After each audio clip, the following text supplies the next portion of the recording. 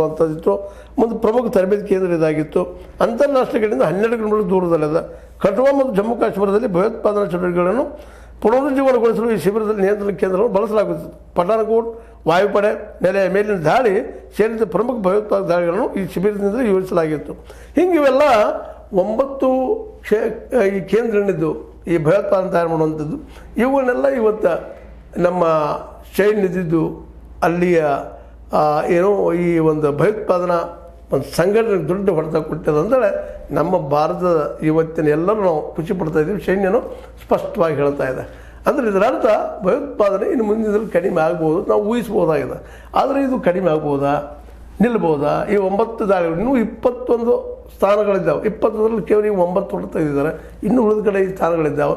ಅಂದರೆ ಇಡೀ ಪಾಕಿಸ್ತಾನ ಮತ್ತು ಪಾಕಿಸ್ತಾನ ಅಕ್ಸ್ಪ್ಯಾಟ್ POK ಇವೆರಡೂ ಸ್ಥಾನಗಳಲ್ಲೇ ಕೇವಲ ಈ ದೇಶದಲ್ಲಿ ಉಗ್ರರನ್ನು ತಯಾರು ಮಾಡೋದು, ಅದರಲ್ಲೂ ಮುಸಲ್ಮಾನ್ ದೇಶಗಳಿಂದ ಅಥವಾ ಇಸ್ಲಾಂ ದೇಶಗಳಿಂದ ಫಂಡನ್ನು ತೆಗೆದುಕೊಂಡ ಇಲ್ಲೇ ಜಗದ ಭಯೋತ್ಪಾದನೆಗೆ ಅನುಕೂಲ ಪಡುವಂಥ ದೇಶನ ಈ ಪಾಕಿಸ್ತಾನ ಆಗಿದೆ ಅನ್ನೋಂಥ ಈ ಎಲ್ಲ ಘಟನೆಗಳಿಂದ ಸ್ಪಷ್ಟ ಆಗ್ತಾ ಹೋಗ್ತದೆ.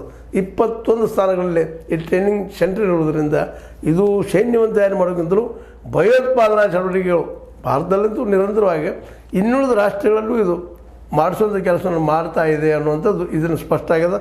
21ರಲ್ಲಿ 9 ಉಳಿದಿದ್ದಾರೆ. ಇನ್ನುಳಿದು ಏನು ಈಗಾಗಲೇ ಪಾಕ್ ಇದ್ದಿದ್ದು ಮತ್ತು ರಿಟ್ಯಾಲಿಯೇಷನ್ ಅಥವಾ ದಾಳಿ ಮಾಡೋಕ್ಕೆ ತಯಾರಿ ನಡೆದಂಥ ಅದು ಮುಂದಿನ ಎಪಿಸೋಡಲ್ಲಿ ನೋಡೋಣ. ಅದನ್ನು ಪಾಕ್ ಏನು ಮಾಡ್ತಾಯಿದೆ, ಈ 9 ಸ್ಥಾನಗಳ ಮೇಲೆ ದಾಳಿ ಆದಮೇಲೆ ಪಾಕ್ ಮೌನ ಆಗಿರ್ತದ, ಹಿಂದೆ ಸೇರ್ತದ, ಏನು ಮಾಡ್ತದ, ಮುಂದಿನ ಎಪಿಸೋಡಲ್ಲಿ ಚರ್ಚೆ ಮಾಡೋಣ ಅಂತ ಹೇಳ್ತಾ ಈ ಎಪಿಸೋಡಲ್ಲಿ ಮುಖ್ಯ ಉದ್ದೇಶ ಏನಿತ್ತಪ್ಪ ಅಂದ್ರೆ ಈ 9 ಸ್ಥಾನಗಳ ಬಗ್ಗೆ ನಿಮ್ಮೊಂದಿಗೆ ಒಂದಿಷ್ಟು ಚರ್ಚೆ ಮಾಡಿ ತಿಳಿಸ್ಬೇಕಾಗಿತ್ತು.